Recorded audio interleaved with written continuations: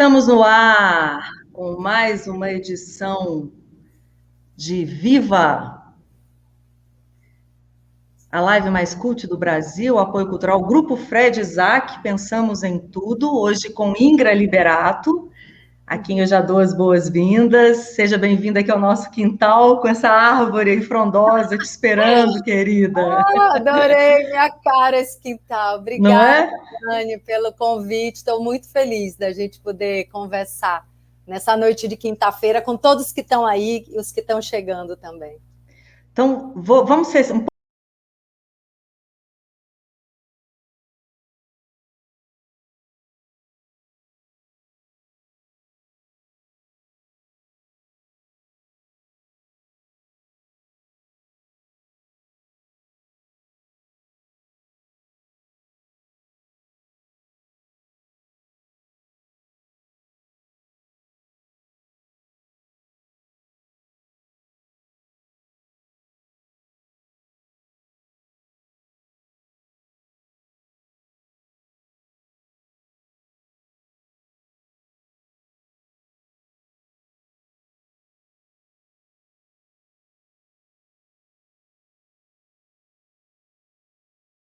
Década de 90, em novelas como Tieta, Pantanal e A História de Ana Raio e Zé Trovão. Desde então se firmou na TV e no cinema, recebendo prêmios nacionais como Kikito, de melhor atriz, em Gramado, por Uma Valsa para Bruno Stein, além de ter sido dirigida pelo gênio Carlos Reichenbach, no premiado Dois Córregos. Mas sua estreia acontece na infância, num filme do seu pai, Chico Liberato, Emmentário, em 1973, com o roteiro de sua mãe, Alba Liberato. Já na fase madura, Ingra mergulha no autoconhecimento através do xamanismo e, em 2016, lança seu primeiro livro, O Medo do Sucesso. Em 2020, lança seu segundo livro, A Natureza Oculta Iluminada, e se permite florescer também como terapeuta sistêmica através das constelações familiares. E é sobre autoconhecimento, que é um tema que, na verdade, atravessa os dois livros da Ingra, sobre espiritualidade, consciência, sobre sucesso e, claro, sobre Ana Raio, a nossa conversa de hoje. Conversa que é aberta à participação de vocês, muita gente já participando aqui. Sejam bem-vindos, sejam bem-vindas. Vocês podem participar com perguntas, comentários, e não se esqueçam de se inscrever aqui no meu canal. Já estou lembrando, porque na semana passada a turma aqui que teve que me lembrar desse pequeno detalhe. E um canal lindo, Dani. Eu entrei, né, por causa da nosso encontro de hoje, e comecei a escutar, assistir as entrevistas, e falei, gente, que maravilhoso esse canal, assim. Já me inscrevi obrigada. Com muito gosto. Muito bom estar aqui, uma honra para mim. Uma honra para mim, uma alegria. E antes que eu me esqueça, porque a conversa vai ser incrível, já sei disso, deixa eu falar do sorteio, muita gente já me perguntando, do sorteio desse livro maravilhoso, A Natureza Oculta Iluminada, que sai pela Quixote Do.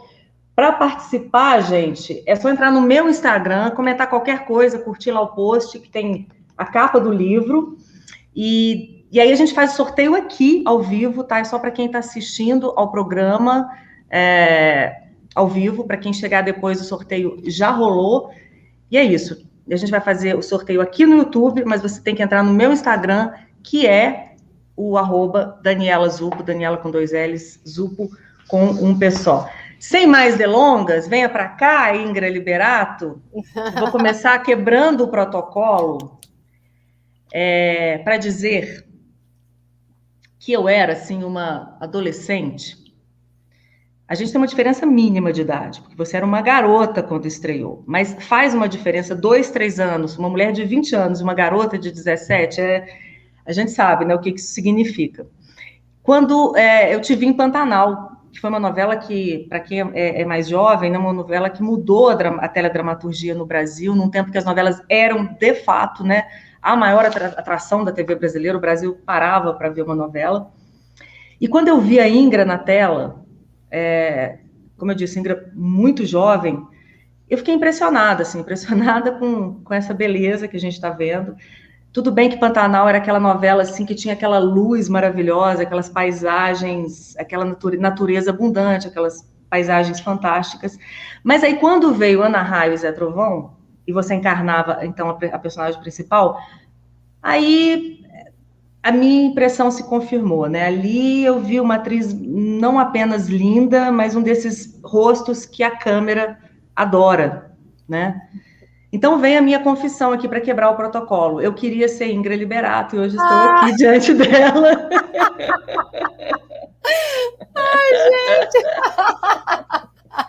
Isso entrevistando.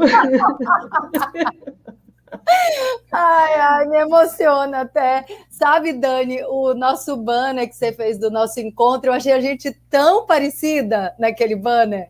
Meu Deus, que honra! Imagina! Não durmo essa noite, não durmo essa noite. Não, nem fale isso, você é linda desse jeito. A gente é muito parecida. Ah, que bom, que bom. Vai ver por isso que eu... Bom, eu ficava encantada, assim, porque foi uma explosão, né, Ingra? Essa novela, Ana Raio e Zé Trovão, quer dizer, você começou ali de um jeito muito incomum, Pantanal, Tieta, quase simultaneamente, aí veio Ana Raio e Zé Trovão. Ana Raio foi uma das personagens femininas mais fortes que eu já vi na teledramaturgia brasileira. Ela era uma pioa, como eu escrevi lá na minha rede social, no Instagram, que competia de igual para igual, que ganhava dos peões, que era dona da sua caravana, né? Uma mulher forte, destemida, e era um tipo de heroína muito diferente daquela mocinha sofredora das novelas cariocas, né? Então, ou mesmo das novelas de época, né? Ou seja, Ana Raio era uma mulher, uma personagem que estava totalmente ali à frente do tempo, né? Daquele tempo da TV, daquele tempo do Brasil, né, Ingra? Sim, sim. Sabe que Ana Raio, isso foi em 91 a estreia, 90, 91, agora não tenho certeza absoluta. Primeiro, ela começou a se vestir de homem para competir com os homens. Naquela época, no Brasil, não tinha mulher que montava touro. Só montava cavalo, que é uma montaria mais fácil do que montar touro. E eu digo isso porque teve toda uma pesquisa, trabalhava assim com os profissionais que mais, né, tinham a tradição de trabalhar com rodeio, e não tinha mulher que montava. E Ana Raio, mesmo sendo uma ficção, foi precursora disso. Hoje tem muitas mulheres que montam, né? Então, competem também com os homens, mas naquela época não tinha. Aí tem várias coisas da Ana Raio que eu acho assim muito à frente. Primeiro, ela foi uma mulher abusada, que a filha foi roubada, e é exatamente isso que você falou, ela não ficava nesse lugar de vítima.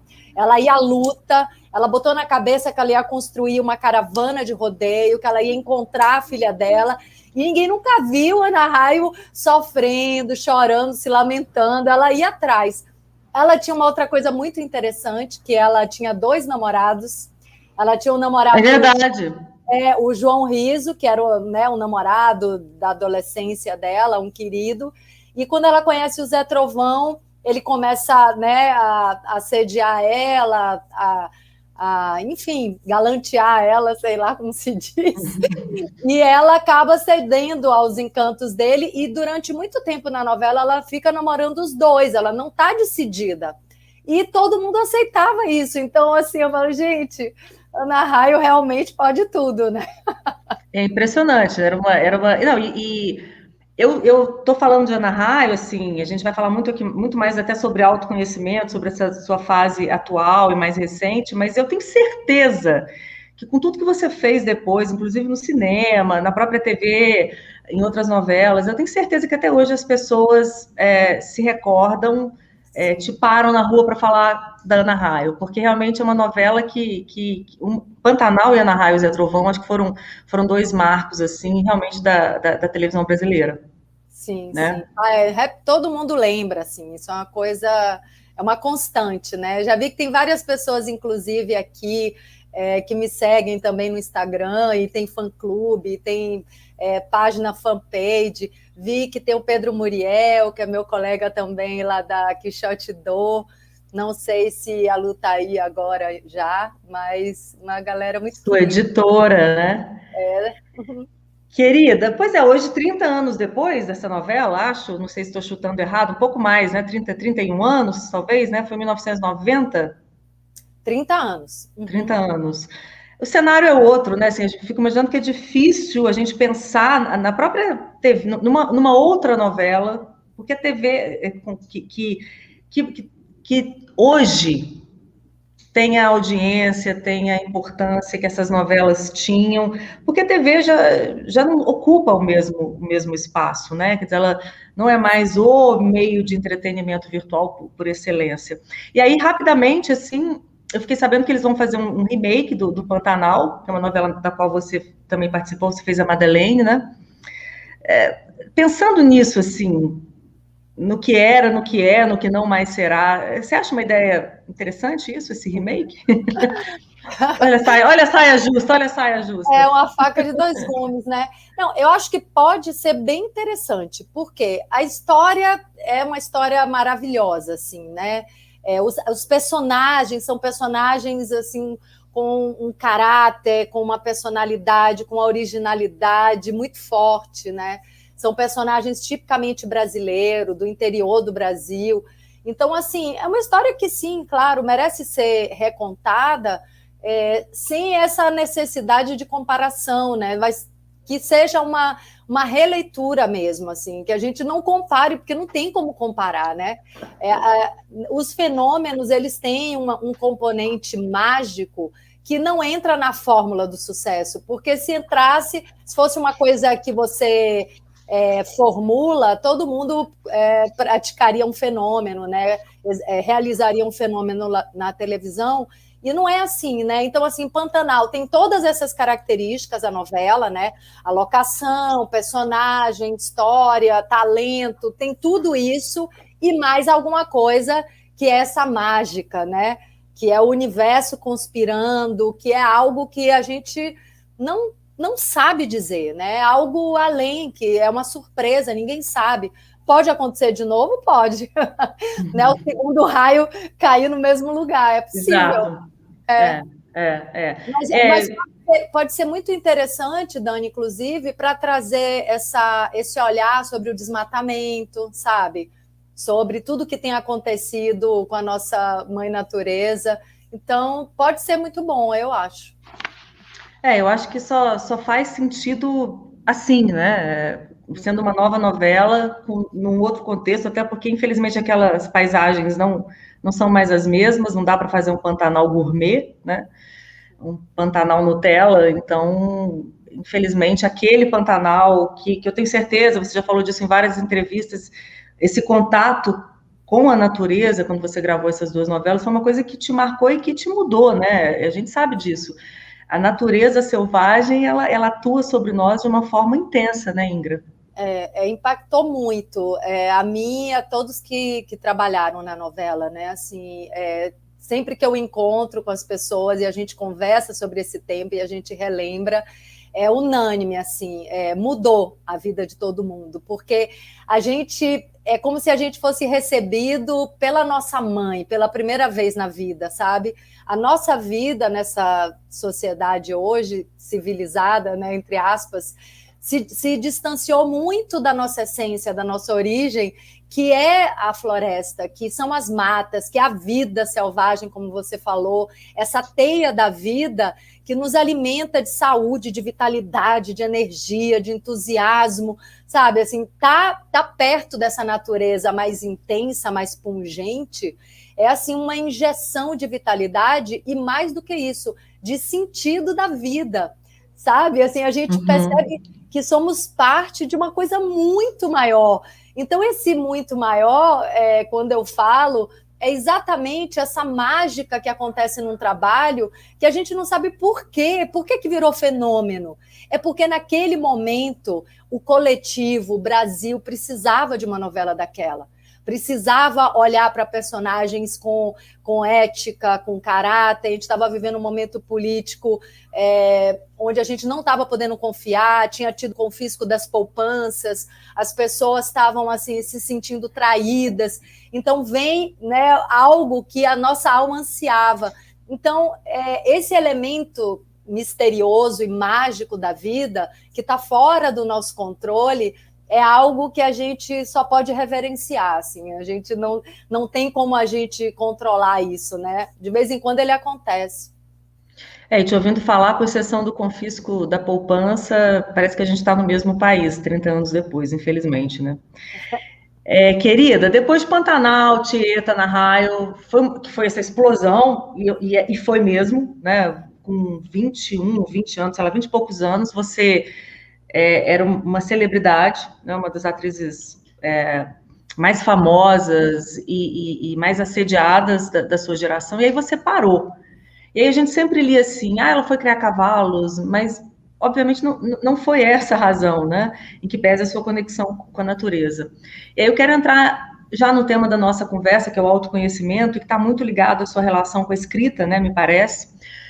O primeiro livro, O Medo do Sucesso, de 2016, é autobiográfico, ao contrário desse, que é uma ficção, vamos falar dele daqui a pouco. E nesse livro, você trata justamente dessa dificuldade que você teve para lidar com a fama, para lidar com a exposição, para lidar com o sucesso. Como é que você vê tudo isso assim em retrospectiva? Essa mulher de hoje, assim, olha para aquela Ingrid de 20 e poucos anos que bateu em retirada. Sim. Então, a gente até isso linka com o assunto anterior, com a pergunta anterior, Dani, porque assim era um sucesso mesmo, assim, muito estrondoso, né? Eu acho que não vai ser mais possível um sucesso daquele tamanho, assim. Não tem nada a ver com talento ou com qualidade dos trabalhos, mas é que de fato não existia a internet. Então, assim, não tinha divisão de público, de audiência, era todo mundo olhando televisão. Tinha 2 canais, 3 canais no máximo. Então, assim, não tem como ter uma audiência, né, dessas como tinha antigamente, como teve Rock Santeiro, Escravizaura, enfim, essas novelas, né? Porque hoje está tudo muito dividido, né? As pessoas têm uns canais que lhe atendem mais o gosto, enfim. Mas o que aconteceu foi que, nesse sucesso estrondoso, eu fui surpreendida, porque eu não vim para o Rio para fazer sucesso. Isso não era um objetivo, não era uma meta, né? Eu sou filha de artistas e cresci fazendo arte no quintal da casa, né? Nos aniversários, e era tudo ao mesmo tempo, né? E o quintal deles continua lá, né? Eles continuam a 1000 por hora, né? Promovendo esses encontros, seus pais. A Casa Liberato. E aí, então assim, eu cresci nesse esquema mais de quintal, dos amigos, e vim da dança também, né? Eu não tinha feito teatro até chegar no Rio com 20 anos, e aí comecei a sentir esse chamado para o teatro, me apaixonei, e muito rapidamente eu fui para a televisão, porque eu achei que eu ia ficar assim, uns 10 anos fazendo teatro, que era o que todo mundo me dizia. Mas no segundo ano que eu estava no Rio de Janeiro, eu já fui para a televisão e já fui fazendo esses trabalhos assim, né, de muito sucesso. Então, assim, foi assustador, né? Enquanto eu estava fazendo Ana Raio, eu vivia no interior, como todo mundo, né, gravando. A gente não tinha estúdio, a gente não voltava para o Rio de Janeiro. Então, assim, eu conseguia lidar com esse sucesso, né? Porque eu estava a trabalho, eu não estava solta no meio da multidão. Estava ali, acordava, dormia gravando, né? Cavalo, pessoal do lugar, cidade pequenininha. Mas quando acabou a novela e eu comecei a receber muitos convites para teatro, para cinema, me assustou. Aí bateu o medo do sucesso.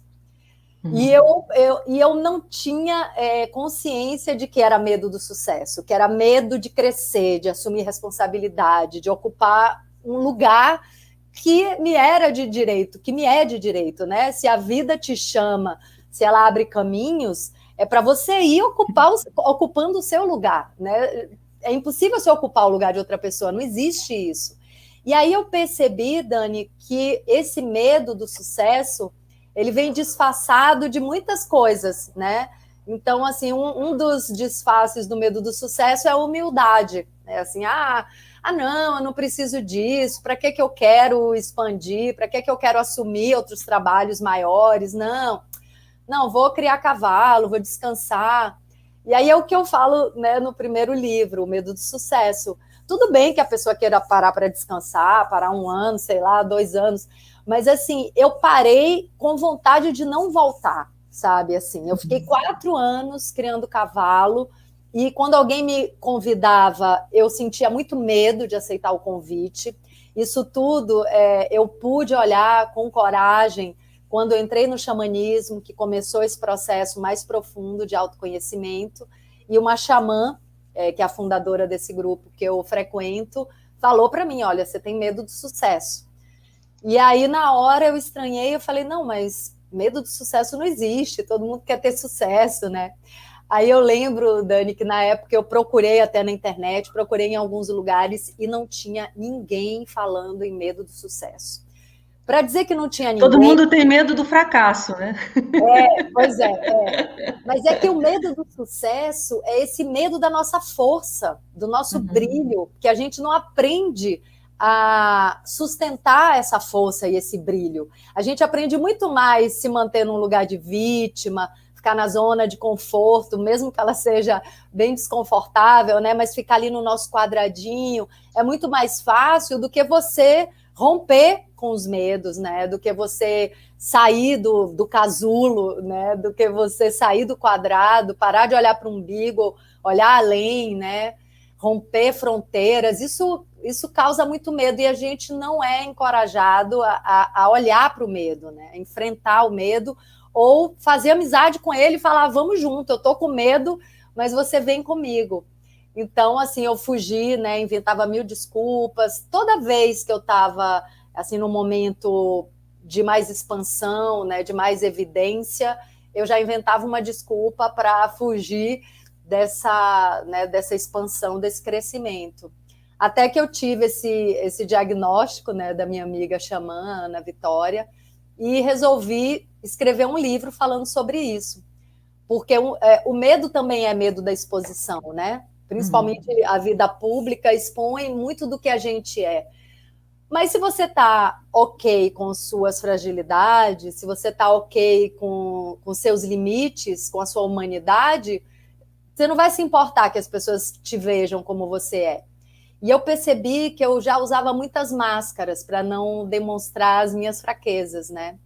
Então, na hora de escrever o livro, eu pensei, eu vou arrancar essas máscaras e vou falar tudo, assim. Vou contar todas as vezes que eu menti, né? Todas as vezes que eu queria usar uma máscara de perfeição e de competência, mas eu estava tremendo na base, eu estava pronta para correr, e todas as vezes que eu estava fracassando internamente, mas eu disfarçava isso. Então, assim, o livro é quase uma confissão, assim, que foi muito dolorido para mim escrever, né? Assim, em muitos momentos eu sentia falta de ar, assim, diante de alguma confissão, assim, mais íntima mesmo, foi muito difícil. Mas foi um processo de cura, assim, à medida que eu ia conseguindo falar sobre aquilo, eu ia me curando, eu ia conseguindo respirar, sabe? Alguma coisa dentro de mim ia se alargando, ia rompendo esse casulo. E foi assim, o primeiro livro foi escrito em menos de 4 meses, assim, parecia que ele estava pronto mesmo. Eu ia escrevendo, assim, depois não conseguia mudar as coisas que eu tinha escrito, de tão forte que era a mensagem que estava chegando através de mim, sabe? Eu nem acho, assim, que foi uma coisa, a minha inteligência pessoal bolou isso. Acho que não. Eu acho que eu canalizei uma mensagem que precisava chegar. Hoje tem muita gente falando de medo do sucesso. E essa mensagem está chegando de muitas maneiras, né? Então... Até porque eu acho que a gente talvez esteja começando, e aí já é uma pergunta que eu faço também diretamente para você, né? Justamente porque você não só refletiu sobre isso, mas corajosamente viveu isso, né? Eu acho que a gente está começando a redimensionar o que é sucesso na vida, né? Eu acho que esse momento que a gente está vivendo como humanidade, uma das coisas que a gente pode estar aprendendo, né? É que esse sucesso aí, né, esse sucesso como meta de vida, é pouco, né? Sim, é pouco. Então, eu queria te perguntar isso, assim, o que é o sucesso para você hoje, como você redimensionou isso na sua vida e como você harmoniza isso aí entre tantas ingras que surgiram depois desse início exuberante na TV. Então, é perfeito isso que você fala, Dani, porque justamente também o livro vai fazendo essa ressignificação do sucesso, sabe? Porque, meu Deus, olha, eu era justamente considerada uma beleza, né, uma perfeição de beleza, né, talento, força, tudo isso. E, no entanto, eu não me sentia, né, internamente, eu não acreditava nisso que as pessoas acreditavam, né? E estava cheia de bloqueios, cheia de medo, medo de expandir, medo de tentar novas coisas, medo de me arriscar, medo de me atirar no precipício, medo, né, de me expor, né, com tudo que eu sou, né, de bom, de ruim, de positivo, de negativo, todas essas complexidades do ser humano. Então, assim, isso não é um sucesso verdadeiro, né? Isso é um sucesso de capa de revista. Eu não me sentia um sucesso, né? E aí, o que aconteceu, Dani, foi que nesse momento que eu escrevi o livro, eu estava num fracasso total, o que as pessoas chamam de fracasso. Eu estava devendo muito dinheiro, eu fali financeiramente e eu não tinha nada, porque tudo que eu tinha antes eu fui jogando fora. Eu não dava valor nem à história que eu tinha vivido, nem às relações profissionais, por esse medo, né? Esse medo de alargar as fronteiras e de fincar a bandeira. Então, assim, era como se eu estivesse eternamente começando, eu não assumia as coisas que eu conquistava. Né? Eu não assumia o meu próprio corpo e o meu próprio lugar. Então, nesse momento, eu estava vivendo o auge de não ter nada. Tudo que eu tinha antes, eu tinha perdido. Então, assim, não tava. Eu tinha acabado de me separar do pai do meu filho, então eu voltei e tinha que retomar um mercado de trabalho que eu tinha perdido. Então, não tinha mercado de trabalho, não tinha as relações profissionais, não tinha dinheiro. Assim, estava dividindo um apartamento a duras penas, assim, o pai do meu filho me ajudando. Então, foi um momento que eu não tinha nada. E nesse momento que eu não tinha nada, eu me sentia muito plena. Começou um processo de eu me sentir muito plena, porque eu estava escrevendo, porque eu estava aprendendo sobre mim, eu estava no autoconhecimento, eu estava mergulhando, eu estava no xamanismo, eu sentia muita luz dentro de mim, eu sentia muita força dentro de mim. E eu falo, gente, então é isso, é muito simples. Essa luz, essa força, esse amor que eu carrego dentro de mim é o próprio sucesso, entendeu? Não importa o que está acontecendo lá fora, né? E aí, a partir desse resgate interno da minha força, do meu centro, né, da minha verdade, o mundo lá fora foi mudando. E aí, isso tem a ver com o espelhamento, né, do que é a vida, né? O mundo lá fora nada mais é do que o espelho dos nossos conteúdos, dos nossos processos. Então, aí tudo mudou, né? Aí é esse florescimento que você falou há pouco. Você essa crise foi depois do primeiro livro, entre o primeiro e o segundo, né? Não, foi para escrever o primeiro, para Para escrever escrever o primeiro. O medo do sucesso. Eu comecei a escrever porque eu estava em crise. Assim, crise em todos os sentidos. E aí no segundo, que é esse aqui, né, a natureza oculta, iluminada, que já é uma ficção, ao contrário do primeiro, né? No primeiro você faz um relato pessoal, uma espécie de autoanálise, aí, como você disse, expondo suas cicatrizes, seus medos, sem pudor, com muita coragem. Nesse aqui você constrói essa ficção a partir do encontro de 3 personagens, 3 buscadores. E é um livro, né, Ingrid, que me parece assim, ele fala muito do despertar da consciência, né? Sim, sim. No primeiro, eu ainda tinha um certo medo, eu fui aos poucos, né? Eu tinha um certo medo de falar, né? De autoconhecimento, desse lado todo da psicologia, da psique humana, né? Até porque eu estava começando a falar nisso, né? Então eu peço muita licença aos psicólogos, aos terapeutas, para estar falando da natureza humana, porque, enfim, naquela época eu estava com 50 anos, então, e sempre me observando, né? Eu sou virginiana, o verbo do virginiano eu analiso, então eu peço assim muita licença para fazer autoanálise. Daquele livro para o segundo, para a Natureza Oculta e Iluminada, eu já tinha soltado essa bobagem de ficar com medo de falar, né, de espiritualidade, de autoconhecimento, porque eu percebi na caminhada do primeiro livro que muitos terapeutas se viam nele também, né? Porque não importa se é terapeuta, se é psicólogo, se é um jardineiro, a natureza humana, ela é muito parecida, né? Nós somos muito semelhantes, né? Na nossa essência, na nossa natureza.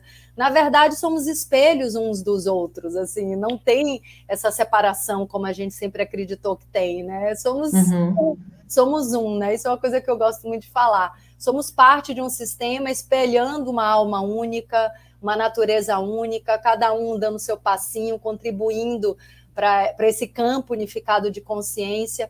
Então, assim, no segundo livro, eu já estava me sentindo completamente livre para ser quem eu sou e falar das minhas paixões sem medo de machucar ninguém, né? Assim, sem essa desculpa que a gente... Ai, vou machucar alguém, vou pegar o lugar de alguém. Não existe isso, né? E aí foi incrível, porque a Luciana Tanuri leu, né? E comprou a ideia. É um livro que eu só falo mesmo de autoconhecimento, de espiritualidade. As experiências dos 3 personagens, como você falou, são experiências que eu vivi e, enfim, que eu continuo vivendo. Tem muita coisa autobiográfica aqui, né? Dos buscadores é uma atriz, inclusive, né? Sim, sim. São 2 mulheres e um homem que se encontram nessa busca, né? Pela expansão da consciência, sim, pelo autoconhecimento, e, na verdade, as 2 personagens femininas me parecem que têm traços autobiográficos, né? Sim. Eu vi uma fusão. Também. O homem também é. É o meu masculino, né? Claro. Sim, Então, eu falo que as experiências internas são experiências que eu vivi, mas as situações, as circunstâncias, eu criei para proteger, né, as ritualísticas, né, claro, as pessoas, e aí por isso eu achei interessante fazer ficção. E enfim, uma grande viagem. Pois é, aí a gente podia falar um pouquinho, então, aproveitando uma passagem do livro assim que eu achei bastante interessante, e para a gente mergulhar um pouco nesse tema. Na verdade, acho que a gente vai fazer uma série. Se você topar, a gente faz uma série de lives aqui para falar tudo que eu gostaria. Inclusive, hoje eu te liguei, né, para falar que eu tinha acabado o livro. Fiquei bem impactada com o livro, principalmente naquela reta final, enfim, sem spoiler, gente, claro. Quem já leu sabe do que eu estou falando. E aí tem uma fala de uma das personagens, que eu não me lembro qual das 3 que ao falar do autoconhecimento, associa a autorresponsabilidade, que eu acho uma combinação muito fértil. E nem sempre, quando a gente fala de autoconhecimento, a gente fala de autorresponsabilidade. Essa coisa de pegar a vida, né, de sair desse lugar de vítima. Quer dizer, quem se busca precisa ser responsável pelo próprio caminho, pelas próprias dores, até pelas próprias decepções, né? Então, eu queria que você falasse um pouco disso, por favor. Tá. A autorresponsabilidade é o primeiro passo nesse caminho, né? Porque quando a gente começa a se conhecer e a entender como funciona o universo, Dani, a gente percebe que a gente está o tempo inteiro criando e construindo uma ideia do que é o mundo. Então, assim, o tempo todo a gente está vivendo uma experiência de realidade, que é inerente aos meus conteúdos, à minha subjetividade. A prova disso é que eu posso viver uma situação junto com outra pessoa e com aquela mesma situação eu tenho uma experiência minha pessoal e aquela pessoa tem uma outra experiência completamente diferente da minha. Então, por que isso acontece? Porque eu estou dando vida e significado para aquilo que está acontecendo. Isso parte de mim, isso não parte do que está acontecendo de fora para dentro. É de dentro para fora o tempo todo. O budismo fala muito disso. Eu alimento esse mundo lá fora com a minha energia, com as minhas crenças, com a minha luz, com a minha consciência. Em última análise, é a própria Matrix, né? Então, assim, eu estou o tempo todo construindo a minha experiência de realidade. Até porque essa vida, se a gente vai olhar, né, para esse tempo finito que a gente está aqui na Terra, ela nada mais é do que um sonho um pouco mais longo do que os sonhos noturnos. Porque a gente é muito parecido com o que acontece com a gente à noite, né? A gente dorme, a gente entra no mundo dos sonhos sem nada, né? Sem levar nada dessa dimensão para a dimensão dos sonhos. A gente vive uma experiência de realidade na qual a gente acredita, e quando a gente acorda, cadê? A gente não trouxe nada do mundo dos sonhos. A gente volta para essa dimensão aqui da matéria. Quando a gente faz a passagem, quando a gente morre, é isso que acontece, a gente não leva nada, a gente leva tudo que a gente experienciou, a gente leva a nossa evolução. Então, a gente começa a ver que a gente está aqui para viver essa experiência de realidade, que não é concreta, que não é fixa, é a gente que está criando essa realidade, essa experiência o tempo inteiro. Então, assim, eu sou responsável pelo que eu experimento o tempo inteiro. Isso tem a ver com as minhas crenças, isso tem a ver com os meus conteúdos. Se eu sou uma pessoa amorosa, se eu me amo, se eu, né, tenho esse amor dentro de mim, eu vou enxergar esse amor nos outros, eu vou projetar esse amor nos outros. Né? Se eu não sou uma pessoa carente, eu vou andar pelo mundo enxergando amor e distribuindo amor. Se eu sou uma pessoa carente, uma pessoa amargurada, uma pessoa, né, cheia de mágoas, eu também vou projetar isso no outro, eu vou culpar os outros, eu vou achar que os outros estão sendo maus comigo, porque eu sou má comigo. Então, assim, é um grande quarto de espelhos esse mundo. E tudo que acontece comigo é da minha responsabilidade. Isso é uma coisa muito simples até das pessoas experienciarem. Basta a gente mudar a nossa atitude com uma pessoa que convive com a gente no dia a dia. Se de repente a gente não está gostando daquela relação, daquela experiência que a gente está tendo, se a gente muda uma atitude completamente, se a gente para de fazer alguma coisa que a gente fazia, ou se a gente começa a fazer algo que a gente não costumava fazer, essa relação se modifica completamente. Então, assim, a partir de uma atitude nossa. Né? Então, essa responsabilidade é justamente o medo de expandir, de sair do quadradinho, que é esse lugar infantil, né? Esse lugar da imaturidade, de, não, o outro é o culpado, né? De estar apontando o dedo. Tanto que, assim, hoje, para mim, é muito difícil culpar alguém, responsabilizar alguém por alguma coisa. Mesmo que essa pessoa tenha uma responsabilidade, e claro que todo mundo tem a sua responsabilidade, eu não quero olhar para isso. Eu quero olhar para a minha responsabilidade. Né? Então, por exemplo, uma coisa que é muito comum todo mundo apontar o dedo, um dirigente. Ok, tem um dirigente aí, né, aqui ou lá, acolá, não importa onde, fazendo coisas que está interferindo na vida de todo mundo. Ok, qual é a minha parte nesse emaranhado? O que é que eu posso fazer? Porque se eu boto toda a minha energia em apontar o dedo para o outro, em responsabilizar o outro, eu estou colocando na mão do outro o meu poder de mudança, de transformação. Então, assim, eu não quero perder meu poder. Né? Então, assim, o que é que eu posso fazer? Assim, eu agarro esse poder, ele é meu. Eu quero mudar minha vida. Mas não é uma coisa fácil, esse não é um passo fácil, porque exige coragem, né? Exige maturidade, né? A gente, né, vai ter que se responsabilizar também pelos erros, como você bem disse, né? Então, assim, eu faço uma escolha, e se der errado, a responsabilidade é minha, eu não posso culpar ninguém. Então, esse lugar de maturidade e de responsabilidade, ele traz, aparentemente, uma coisa que pode ser pesada, mas não é. É a liberdade da vida, eu acho, hoje, sabe? Assim, é leve. Quando a gente assume, né, o compromisso com a nossa própria vida, com a nossa própria história, a gente flui mais leve, porque a gente para de carregar o peso dos outros. Na visão sistêmica, isso é muito claro. Né? A criança, ela tem um amor maior do mundo, então ela, muitas vezes, ela pega o peso do pai, o peso da mãe, né, a trajetória dos antepassados, todas as dores, e a criança assume aquilo para a vida dela. E isso não resolve as dores do sistema. O que o sistema pede é que a gente assuma o nosso lugar, tudo bem, reverenciar a vida que chegou através da ancestralidade, mas agora o bastão está na minha mão, agora eu faço as escolhas, agora eu assumo essa vida que eu recebi. E não fico vivendo as dores do passado e nem responsabilizando ninguém pelo que aconteceu. Agora é comigo, né? Uhum.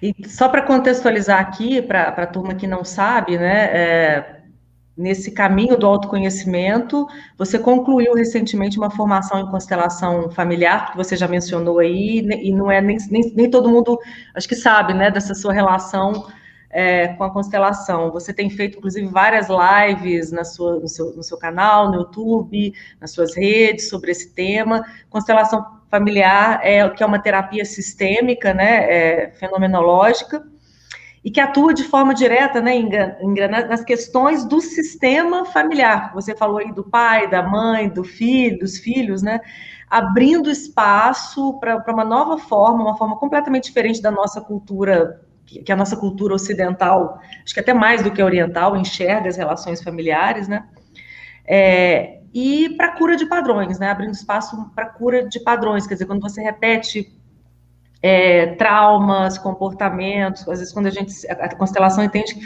que a gente às vezes fica enredado nessas tramas, né, sem conseguir sair delas, e que isso tem a ver não só com a nossa vida, mas com a vida da nossa constelação, dos nossos antepassados, enfim, não vou bancar especialista que não sou, apesar de já ter feito, né, como paciente de constelação e achar maravilhoso. Queria que você falasse um pouco sobre isso e também sobre essa nova estrada, que não sei se tem a ver com a Ingra Liberato com Y, ou se é mera numerologia, enfim. E pensando um pouco, né, nesse domingo que está chegando, no Dia das Mães, uma das coisas que a constelação familiar fala é sobre as ordens do amor, né? Então, eu acho que talvez seja um momento oportuno para você se aprofundar um pouquinho mais nisso que você começou a falar, só contextualizando aqui para a turma. Sim, sim.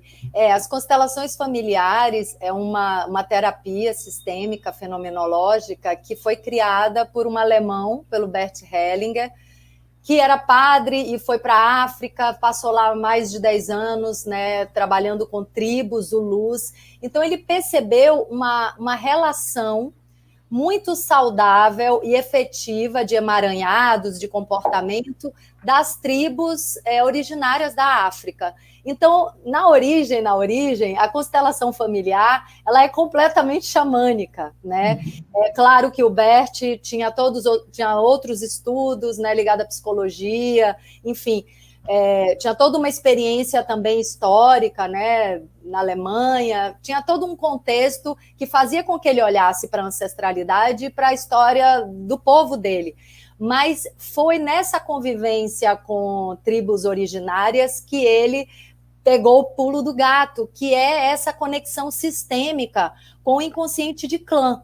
Então, assim, Jung trouxe o inconsciente coletivo, mas Bert percebeu que tinha um inconsciente de clã, né, que reverbera muito forte por até 5, 6 gerações. Os índios americanos, eles falam isso, tudo que eles vão fazer, eles observam que isso vai reverberar até 7 gerações. Então, assim, o que a constelação familiar percebe é que nós não somos seres isolados. Existe uma grande alma que conecta todas as pessoas de um mesmo sistema, de uma mesma família. Tem também uma teia da vida que nos conecta com outros seres não humanos também, mas dentro da família de origem, essa influência é muito forte. É muito forte. Então, assim, a gente recebe no nosso DNA, né, todas as características físicas de pai, mãe, avô, avó, mas a gente recebe muito também, Dani, aliás, a gente recebe completamente todas as experiências da nossa ancestralidade, principalmente pais e avós. Então, assim, tudo que eles viveram, as dores e as delícias, estão na nossa memória celular, estão, assim, cravado no nosso osso, no nosso corpo. Então, assim, o corpo é o portal para essa, né, para canalizar as informações desse campo mórfico, que é também um dado científico, né? Existe essa consciência unificada de clã mesmo.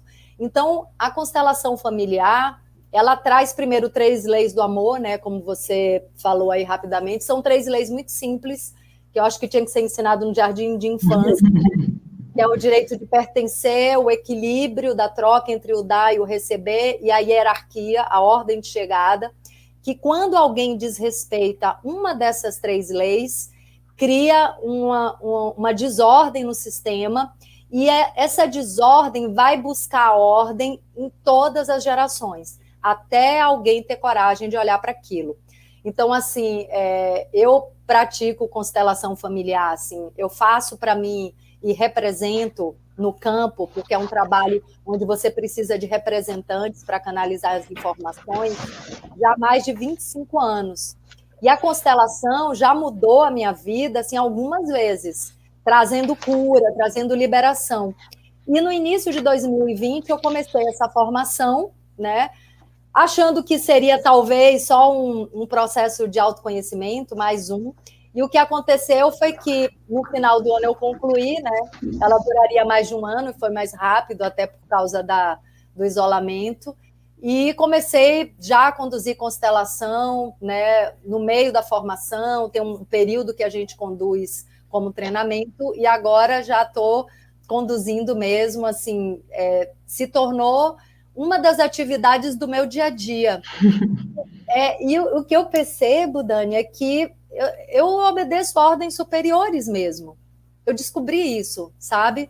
Desde o livro Medo do Sucesso, até a natureza oculta iluminada, até a terapia sistêmica, e todas as outras coisas que vão chegando, né, e me chamam para que eu realize, são coisas que o campo pede, que esse coletivo pede, que não tem a ver com o meu querer pessoal, mas o meu querer pessoal fica muito cheio de graça e de autorrealização quando eu posso servir a esse plano maior, que não é o meu planinho pessoalzinho da minha vida. Então, é isso. Hoje a terapia sistêmica está assim no meu dia a dia, sabe? Tudo para mim hoje tem uma percepção e um olhar sistêmico. O tempo inteiro eu vejo sincronicidade de informação, de coisas que estão chegando. Já estou fazendo constelações com personagens também.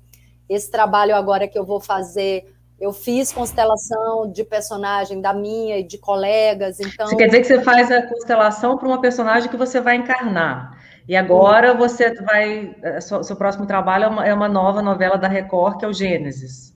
Você vai ser uma das mulheres de Jacó. Isso. E eu fiz constelação para entender a minha relação com a Lia. Que é a sua personagem.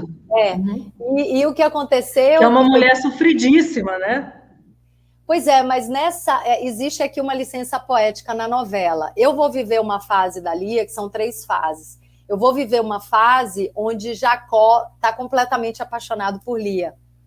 E se mudou para a tenda da Lia, e eles estão vivendo assim... Jacó tinha várias mulheres, como era comum. 4. 4.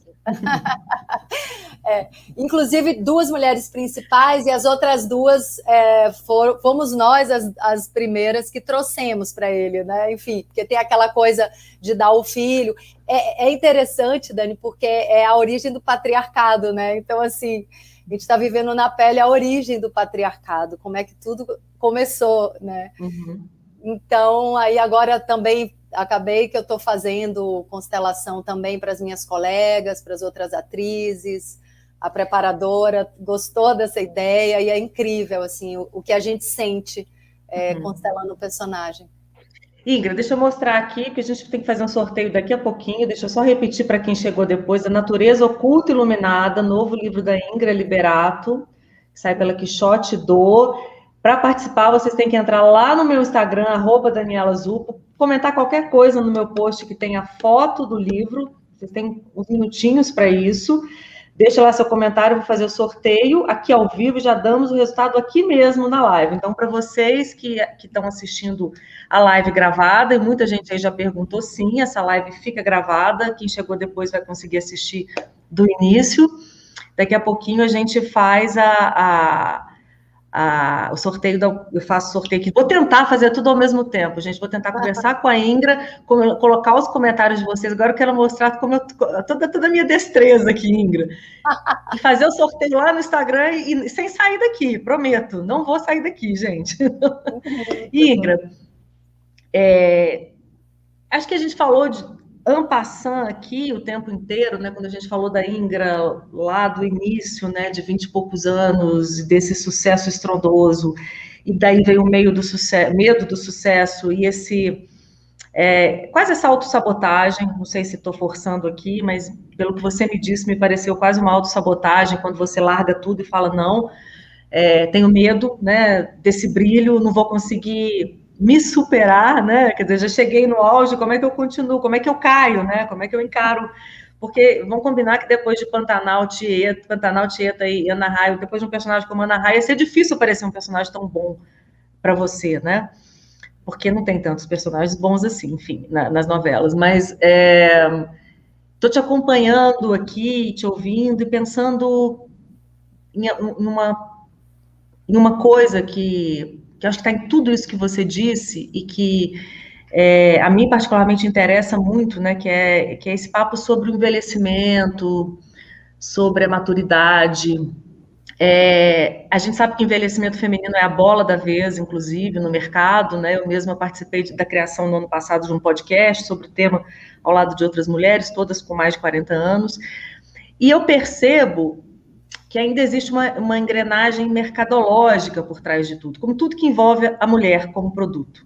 Eu nem sei se todas as mulheres entendem isso, mas é como eu vejo. E me instiga muito a maneira como você fala da maturidade, como você se coloca como mulher, essa mulher linda, maravilhosa, que veste provavelmente o mesmo manequim, a gente percebe isso, mas que não faz disso um assunto o tempo inteiro, e isso me dá assim, certas esperanças, por isso que eu estou puxando um pouco o papo para esse lado, porque eu fico até imaginando que deve ser chato ouvir o tempo todo, você continua linda mesmo com o passar dos anos, né? Esse elogio em que está implícito um apesar da idade, né?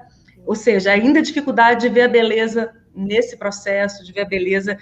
A gente fica aqui babando, né? Te ouvindo falar, essa mulher incrível, linda, assim, mas com tanta bagagem, com tanta sabedoria, com tantas dores, com tantos mergulhos, e às vezes eu tenho a impressão que o envelhecimento feminino ainda é tratado com produtos de beleza e com, enfim, que é algo que particularmente a mim me incomoda bastante.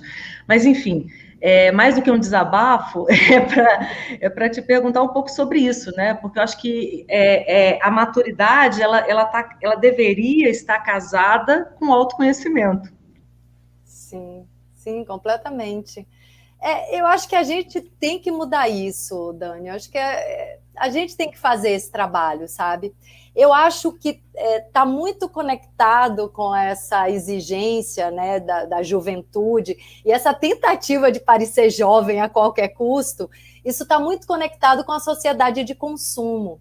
Você sabe que eu comecei uma outra formação esse ano, essa até um pouco mais longa, ecopsicologia, que justamente é esse retorno à fonte da vida e da saúde e do sentido da vida, que é a natureza. Então, assim, eu tenho estudado sobre isso, eu tenho escutado pessoas, Dani, e é surreal o que a gente criou como vida e como sociedade.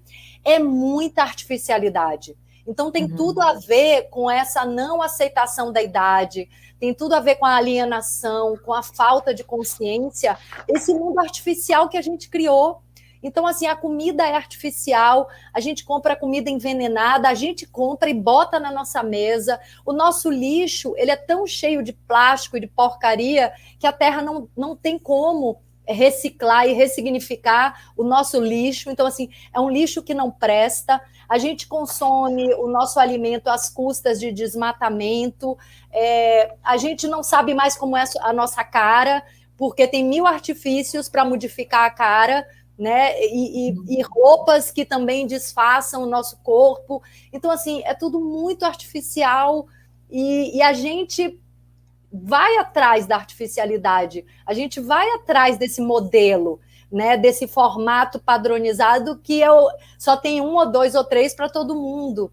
Então, assim, quem sou eu de verdade, né?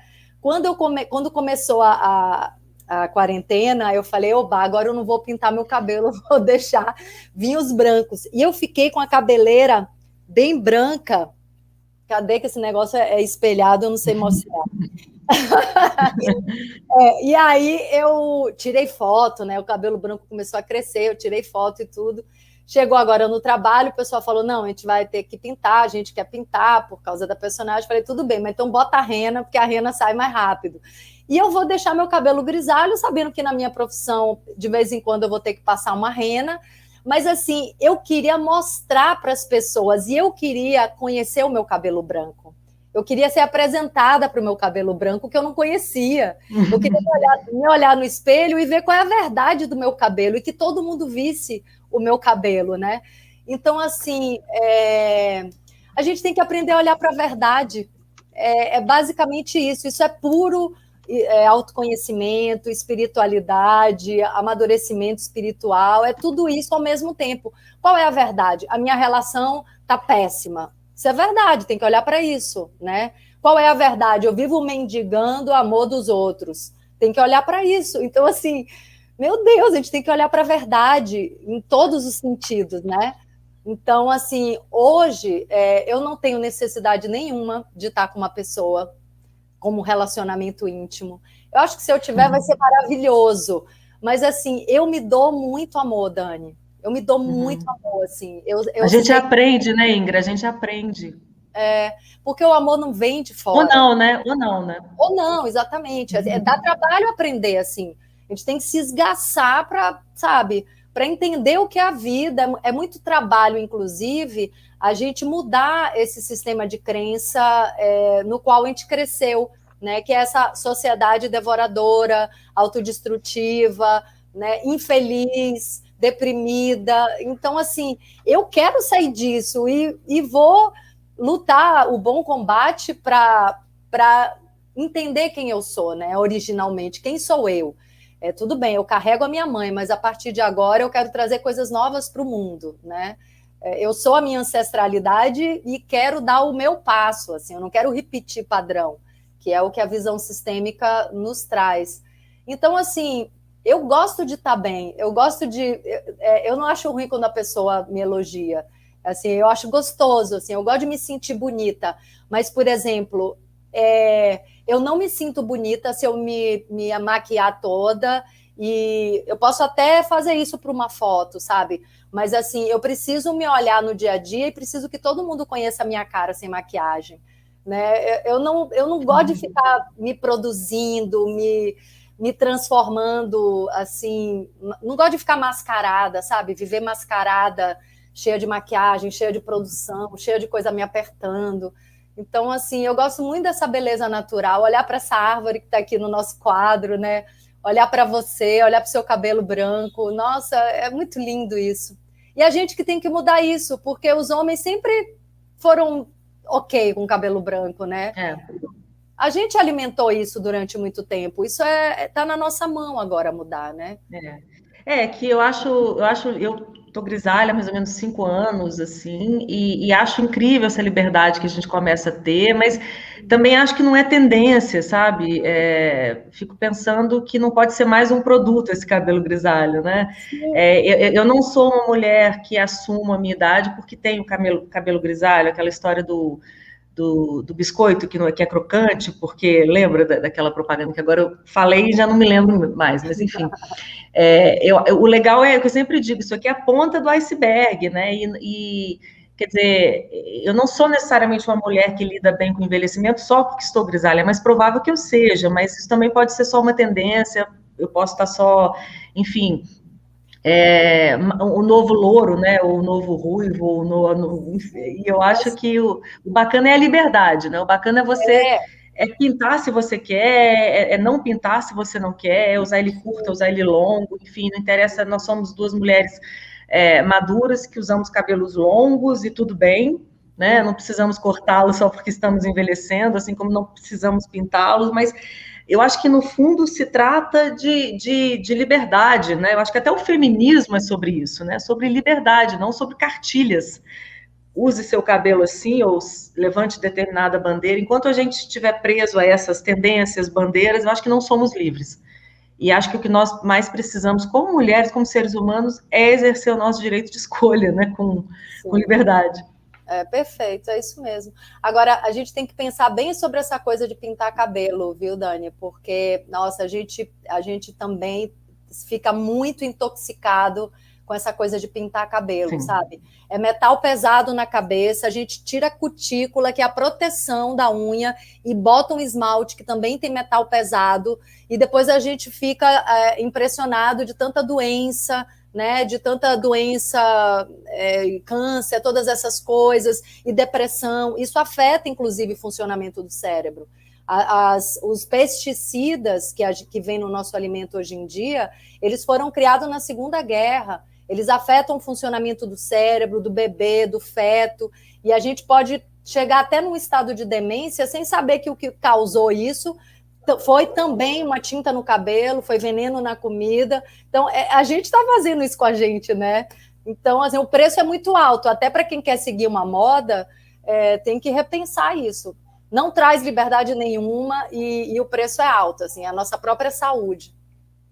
Querida, eu fiz o sorteio aqui, enquanto falávamos. Eu tô impressionada, eu tô falando, eu tô cada dia melhor aqui com a minha destreza tecnológica.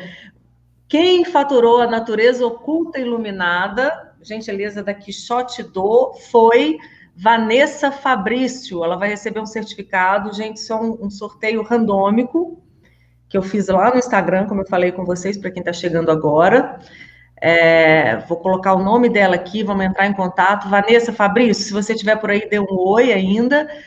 Você vai entrar em contato com a Quixote e vai receber o seu livro aí na sua casa, o livro da Ingra Liberato, A Natureza Oculta Iluminada. Ingra, alguém aqui já disse, acho que foi Pedro Muriel, disse que essa live teve 2 minutos. E é verdade, já passou 1 hora e a gente nem viu, conversa deliciosa. Quero agradecer muito aqui, estou vendo o Fred Isaac, querido, nosso apoio cultural, agradecer, gente, não, a gente, se tivesse aquele em sitcom, né, que todo mundo ria, que todo mundo fala...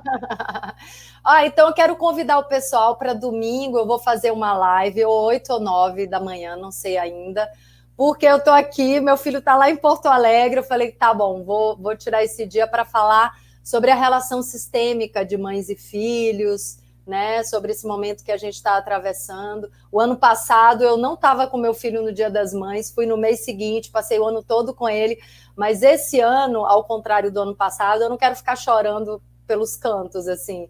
Tem muita... Vai ser no YouTube? Estou colocando aqui seu YouTube. No Instagram. Uhum. Então, assim, tem muito desafio por aí para a gente estar chorando só porque não está do lado do filho, né? Então, tem muito que a gente pensar sobre isso, e eu quero fazer uma meditação também de conexão com a mãe, com a força da nossa linhagem. Então, é isso, vai ser um encontro. Nesse domingo, lá no seu Instagram, isso. Que é o Ingra Liberato. Isso. É o mesmo do YouTube que eu coloquei aqui.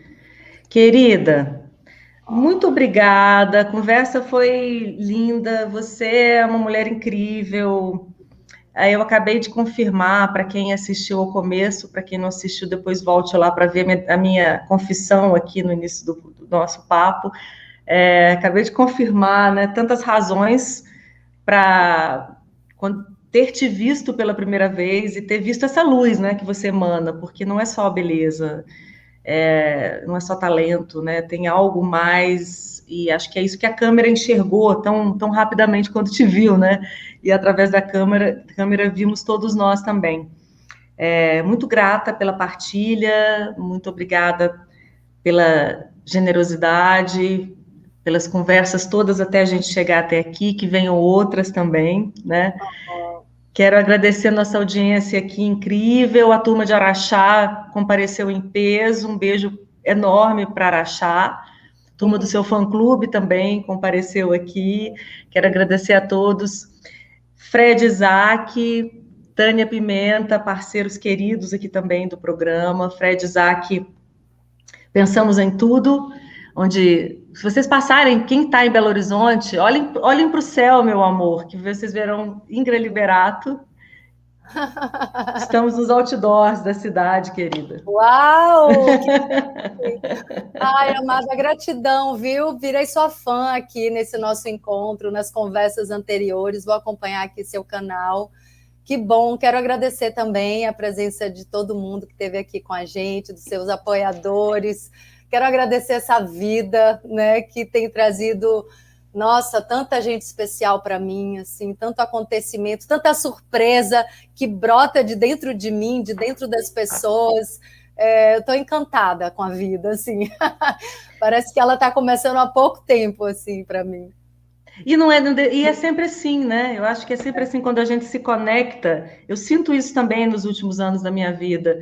É como se eu acordasse de manhã e fosse sempre um recomeço. É um clichê que só é um clichê quando você não o vive, né? Quando você vive essa realidade, né? Quando você vive como realidade, a sensação de que cada dia é uma bênção e uma chance de você fazer de novo, e fazer melhor, e fazer bonito, e fazer pelo outro, e fazer por você mesmo. Eu acho que realmente a vida, ela vira uma outra coisa, né? É isso que você falou.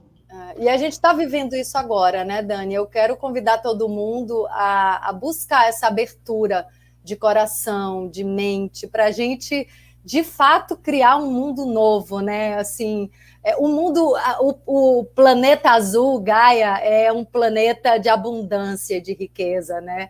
Assim, é um planeta que tem tudo do que a gente pode precisar. Então, essa ilusão que é a guerra, que é a escassez, tudo isso que a gente criou, é um mundo artificial e a gente pode retomar essa verdade, né? Que é a mãe natureza, que é a nossa saúde, que é a nossa conexão com as pessoas, né? Então, a gente tem que reinventar esse mundo, e isso está na nossa mão, isso não está na mão dos nossos filhos. Somos nós que temos, inclusive, que trazer valores e ética que estão perdidas, né? Para os nossos filhos, e a gente tem que começar essa mudança agora. Não dá tempo agora de jogar essa responsabilidade para outra geração, não. Está na nossa mão, a gente está num momento crítico. Então, eu quero convidar todos a confiarem na vida e cada um fazer sua parte. Obrigada, querida. Eu estava tentando fazer uma surpresa aqui, mas eu me gabei antes da hora das minhas... O que era? Me conte. Eu queria botar uma música para você, mas olha só.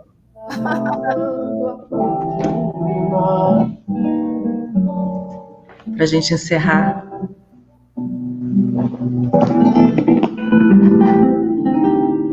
Lembra? Sim, de Xangai, Ana Raiz e a Trovão.